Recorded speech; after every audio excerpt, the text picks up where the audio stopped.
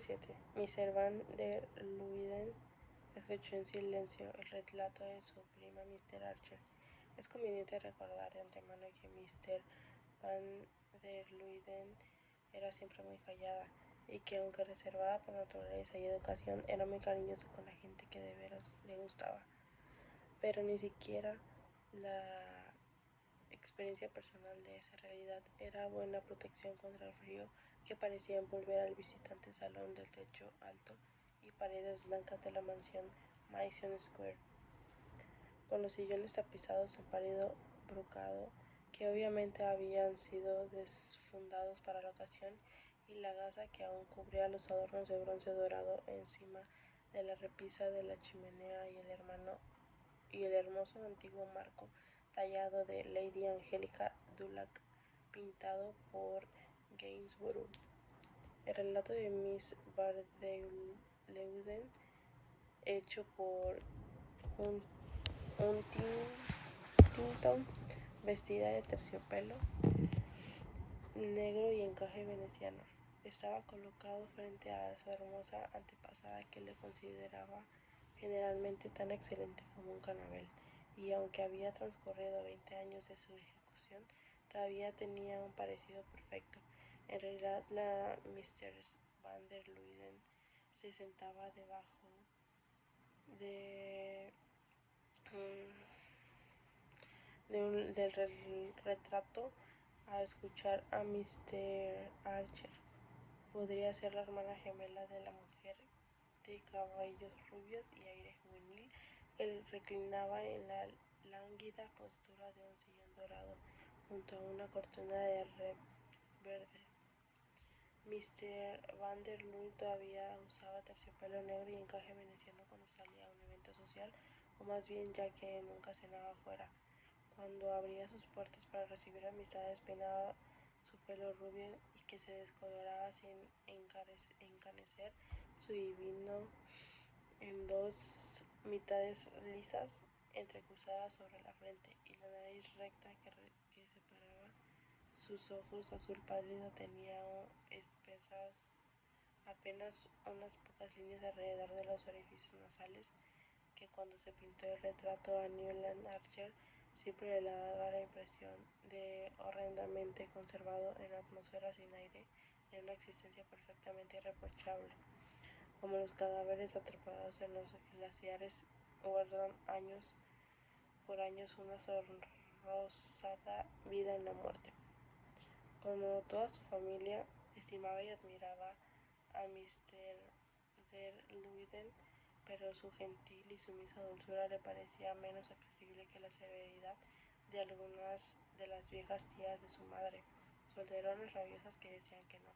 Como principio, antes de saber qué les iba a pedir, la actitud de Mr. Van der Luyden no era negativa ni afirmativa, pero siempre parecía inclinarse por la clemencia, hasta que sus finos labios, esbozando una sonrisa vacilante, daban la casi invariable respuesta: tendré que hablar con mi marido primero.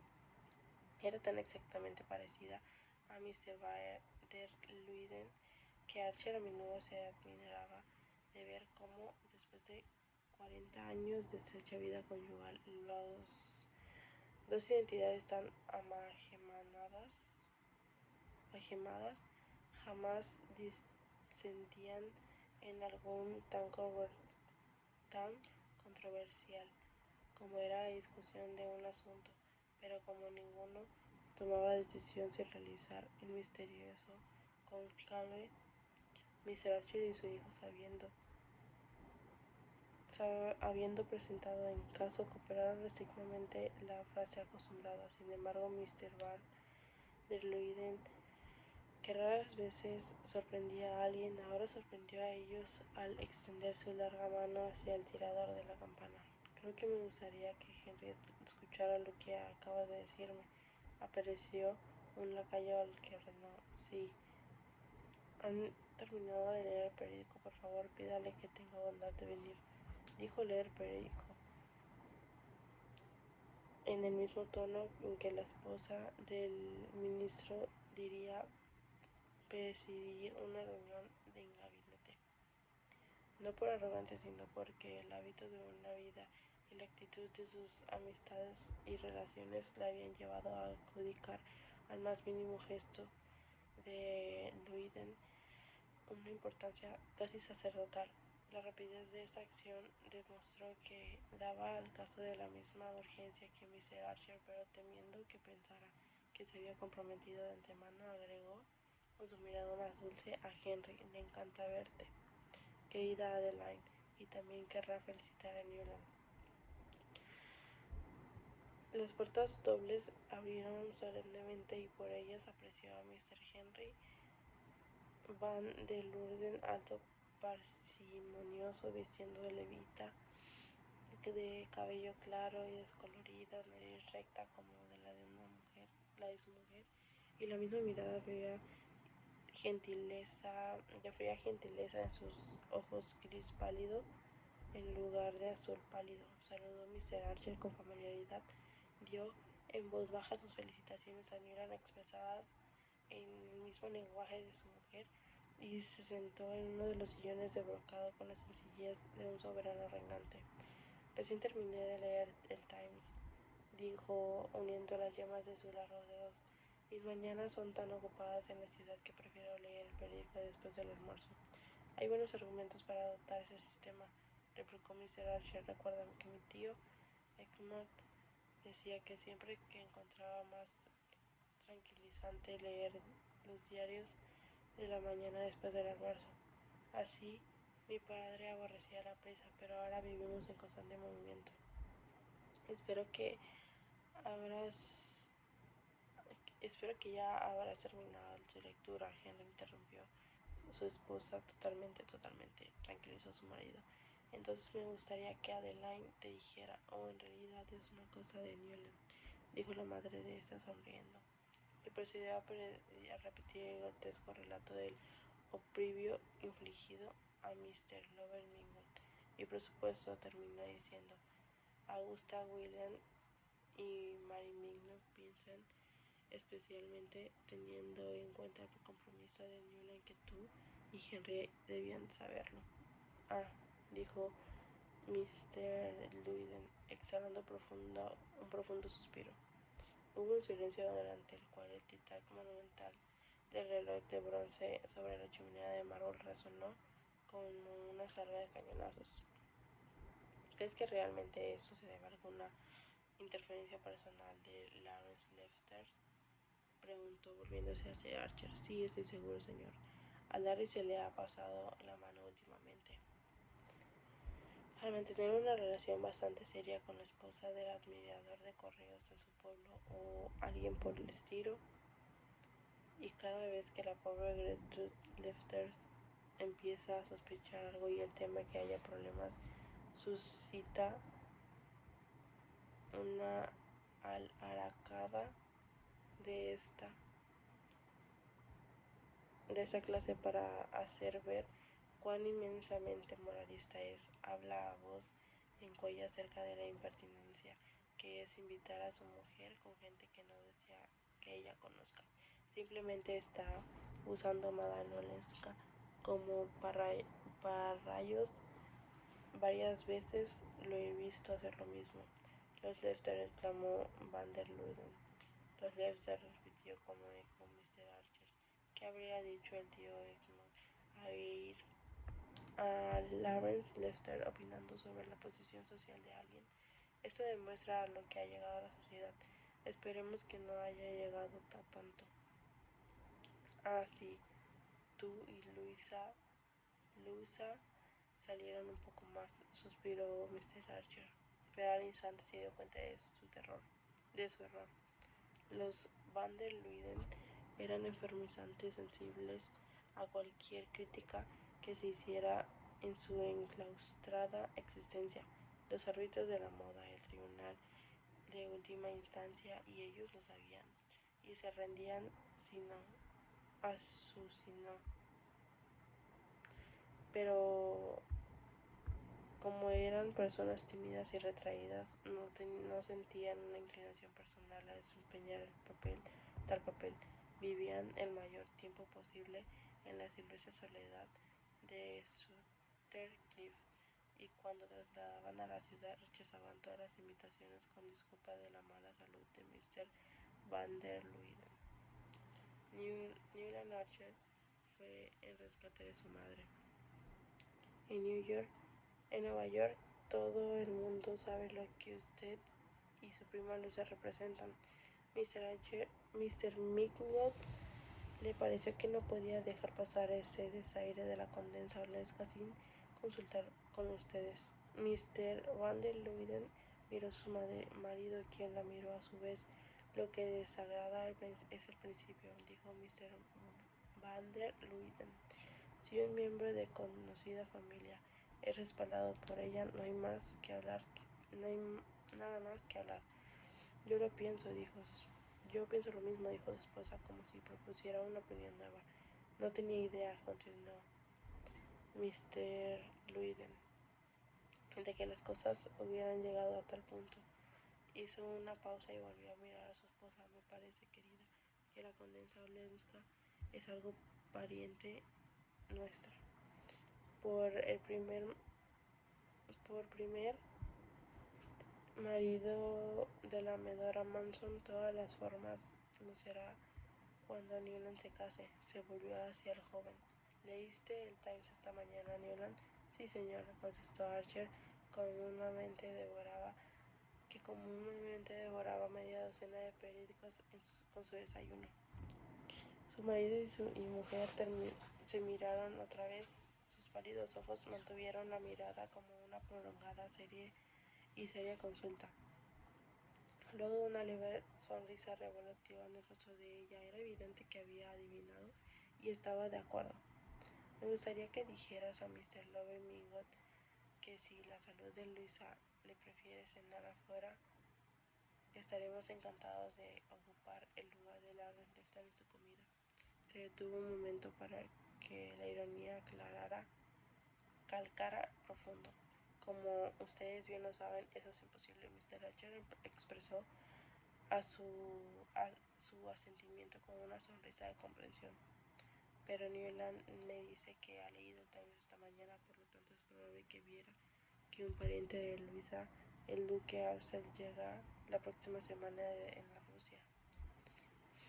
Vine a participar con su nuevo balandro, el Gienevare, que la regata de la Copa Internacional del próximo verano, y también a cazar algunos patos silvestres en la Trevana.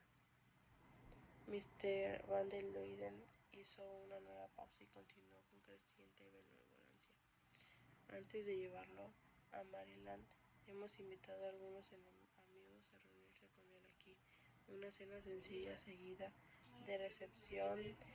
Estoy seguro que Luisa tendría un placer igual que yo si la condesa Olenska nos permitiera incluirla entre nuestros invitados. Se levantó de su asiento e inclinó con fría amabilidad su larga silueta de su prima y agregó: creo que la autorización de Luisa para decir que ella misma llevará la invitación a la cena cuando salga en el coche dentro de poco. Nuestras tarjetas, por supuesto, con nuestras tarjetas. Mr. Archer, que comprendió la situación en la insinuación de los caballos de la gran alzada que no estaban acostumbrados a esperar, ya que a la puerta se levantó a su vez murmurando unas rápidas palabras de agradecimiento. Mr. Van der Luyden le sonrió con una sonrisa de estar intercediendo ante Ausero, pero el marido levantó una mano en seña de protesta. No tienes nada que agradecer, querida Adeline. Absolutamente nada. Esta clase de cosas no deben suceder en Nueva York. No sucederán mientras yo pueda evitarlo, dijo con soberana gentileza, acompañando a su prima hacia la puerta.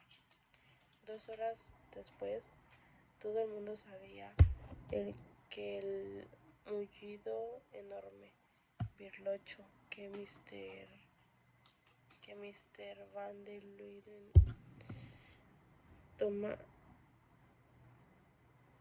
tomaba en aire en todas las estaciones, había sido visto frente a la puerta de Mr. Mickey,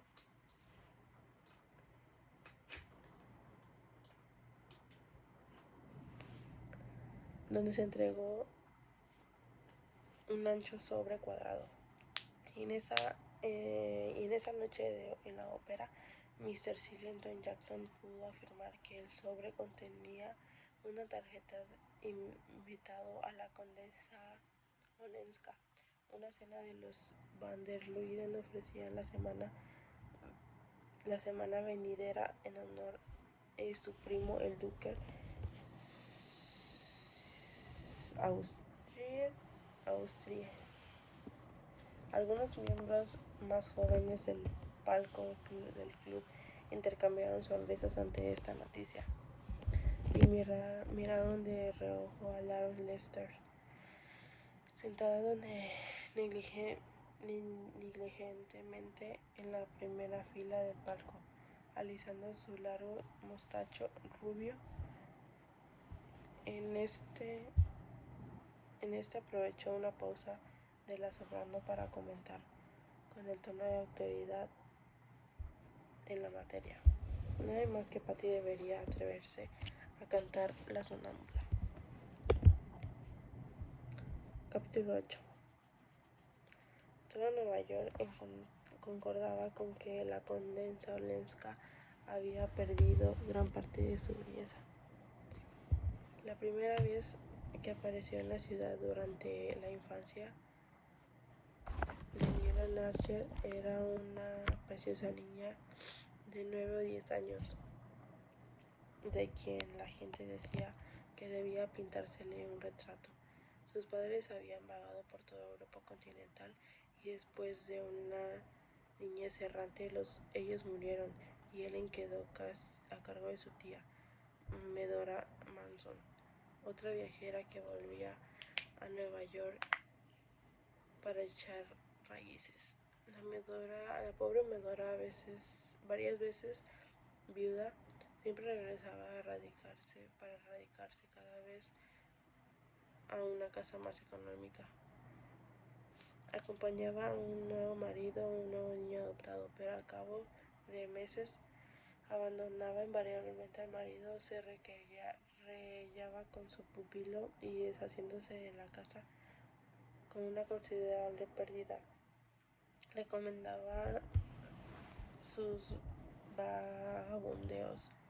Como su madre fue una Rushworth y su último matrimonio la había relacionado con uno de los locos Shivers, Nueva York tomaba con indulgencia todas las excentricidades, pero cuando volvió con su pequeña sobrina huérfana, cuyos padres fueron muy queridos a pesar de su lamentable afición a los viajes, la gente se condolió de que la niña estuviera en tales manos.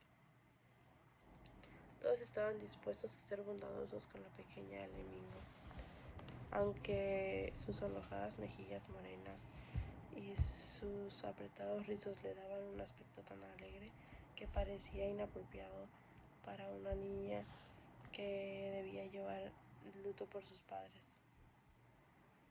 Esta fue una de las muchas erradas peculiaridades de Medora. Se mofó de las inalterables leyes que regulaban el duelo americano, y cuando descendió del barco, su familia se escandalizó al ver el velo negro que usaba por su hermano. Era 7 pulgadas más corto que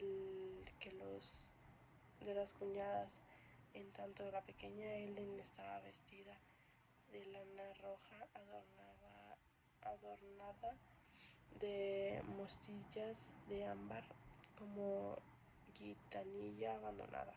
Pero hacía tanto tiempo que Nueva York se había resignado a Medora, que solo algunas señoras de edad movieron la cabeza a la llamativa vestimenta de Ellen, mientras los demás parientes se rendían ante el encanto de su color moreno y su alegría.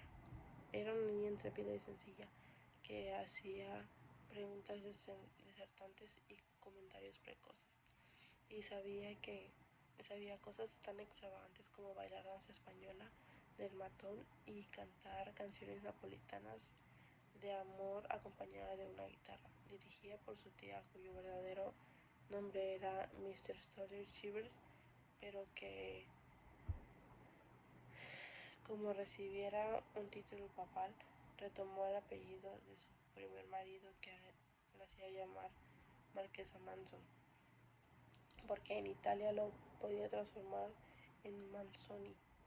Añez recibió una educación muy costosa pero bastante incoherente que incluyó dibujo con modelo vivo, algo que jamás se había soñado antes, y tocar el piano con quintetos con músicos profesionales.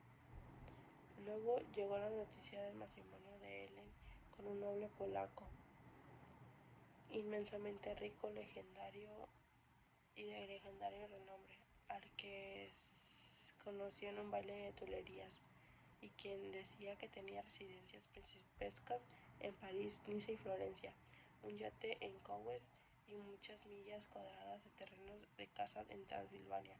Ellen desapareció en una especie de apoteosis infernal, y cuando, pocos más años más tarde, Medora volvió otra vez a Nueva York deprimida, empobrecida, vistiendo de luto por un tercer marido y buscando una casa aún más pequeña, la gente extrañó de que su adinerada sobrina no hubiera hecho algo por ella.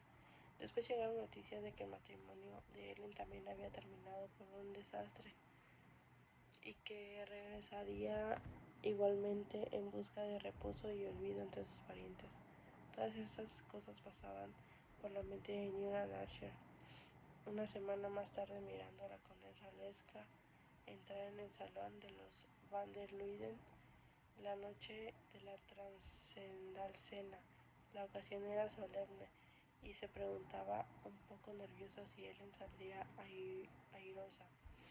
Ella llegó un poco tarde, una mano todavía sin guante y abrochando un brazalete en su muñeca. Sin embargo, entró sin aparentar prisa ni turbación en el salón que se había reunido sumisamente el grupo más selecto de Nueva York. Se detuvo en la mitad de la sala y miró a su alrededor con la boca seria, los ojos sonrientes, y aquel instante Newland Archer rechazó el veredicto general acerca de su belleza. Era cierto que había perdido su esplendor de antaño. Las rosadas mejillas habían palidecido. Estaba delgada, cansada, envejecida por su edad, unos 30 años, pero tenía la misteriosa autoridad de la belleza, una seguridad de postura de la cabeza y movimiento de los ojos sin ser para nada teatral. Le llamó la atención por ser extremadamente diestro y consistente de su poder. Al mismo tiempo, sus modales eran más sencillos que los de la mayoría de las señoras presentes, y mucha gente, según oyó decir después de Jane, se desilusionó que su apariencia no tuviera más estilo, pues el estilo era lo que Nueva York más valoraba. Era quizás, reflexionó Archer, porque había desaparecido su vivacidad de la infancia, porque era tan serena en sus movimientos, en las tonalidades de voz baja. Nueva York esperaba algo muchísimo más resonante en una mujer joven con semejante historia. Cenar con los Van der Luyden no era algo que pudiera tomar a la ligera, y además cenar allí con un duque, su primo, casi una solemnidad religiosa. Archer se entretenía pensando que solo un viejo neoyorquino podía percibir la sutil diferencia para que Nueva York, entre ser simplemente un duque y ser el duque de los Van der Luyden. Nueva York aceptaba sin inmutarse a los nobles descarriados e incluso, excepto el grupo de los Shooters, con cierta desconfianza. Auster, pero cuando presentaban credenciales como estas, los recibían con una cordial tan pasada de moda que aquellos cometerían un grave error si la atribuían únicamente a su categoría social. En Debrett, justamente por estas distinciones, Archer adoraba a su vieja Nueva York, aunque se riera de ella. La anciana Miss Lanning, a quien convencieron para que asistiera, llevaba el camefeo de su madre y un chal de blonda español. La condesa Olenska era la única mujer en esa cena. Sin embargo, al escuadriñar Archer las suaves caras rollizas de aquellas damas entradas en años y adornadas con gargantillas de diamantes e imponentes plumas de avestruz, le parecieron curiosamente inmaduras en comparación con Ellen.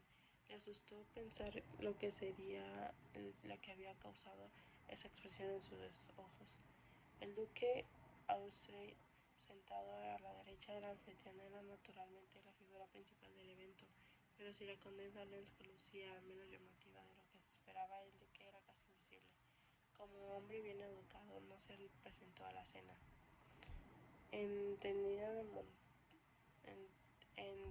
de montar, pero su traje de noche era tan usado que le quedaba tan suelto y lo llevaba con tal aire de comodidad que difícilmente podría decir que estaba vestido de etiqueta. Era de baja estatura, encorvado de hombros, tostado por el sol, nariz ancha, ojos pequeños y sonrisa amistosa, pero hablaba raras veces. Y cuando hablaba, lo hacía en tono tan bajo que, a pesar de los frecuentes silencios de expectación que se producían en la mesa, sus vecinos eran los únicos que lograban oír sus comentarios. Cuando los caballeros se reunieron con las señoras después de la cena, el duque se dirigió en línea recta hacia la condesa Olenska y ambos se sentaron en un rincón y se sumergieron en una animada charla. Ninguno de los dos pareció percatarse de que el duque debía primero haber presentado sus respetos a Mr. David Mignon y a Mr. Heathcliff Chivers, y que la condesa debía haber conversado con aquel simpático hipocondríaco, Mr. Urban Dagonet de Washington Square, quien, por tener el placer de conocerla, rompió su regla fija de no cenar fuera entre enero y abril. Conversaron durante 20 minutos, luego la condesa se levantó y atravesó sola el amplio salón para sentarse junto a Newland Archer. No se acostumbraba en los salones de Nueva York que la dama se alejara de un caballero para buscar compañía de otro. La etiqueta requería que esperara, inmóvil como un ídolo, que se le acercaran los hombres que deseaba conversar con ella, pero al parecer la condesa no sabía que estaba quebrantando una regla. Se sentó tranquilamente en un rincón del sofá al lado de Archer y lo miró con gran cariño. Quiero que me hables de May. En lugar de confesarle, preguntó a su vez, ¿conocías al duque de antes? Oh, sí, solíamos verlo todos los inviernos en Niza. Es muy aficionado al juego. Venía frecuentemente a casa, dijo de manera más simple, como si hubiera dicho que le encantaban las flores silvestres. Después de un momento agregó con franqueza, creo que es el hombre más insulso del mundo. Esa opinión agradó tanto a su compañero que olvidó el ligero sobresalto que le produjera su anterior comentario. No había duda de que era excitante encontrar a una mujer que pensara que el duque de los Van der Luyden era aburrido y que se atreviera a decirlo. Ansiaba interrogarla, saber más de esa vida de la cual con sus descuidadas palabras ella le había dado un luminoso atisbo, pero temía remover angustiosos recuerdos, y antes de que alcanzara a pensar algo que decir, ella volvió a su tema del comienzo. May es encantadora. No he visto en Nueva York una muchacha tan bonita y tan inteligente. ¿Estás muy enamorado de ella? Newland Archer enrojeció y se echó a reír. ¿Cómo puede estarlo un hombre? Ella seguía mirándola pensativa y como para no perder ningún matiz de sus palabras. ¿Piensas entonces que hay un límite para estar enamorado? Sí, sí lo hay. Y no lo he encontrado. Ella irradió comprensión. Ah, dijo,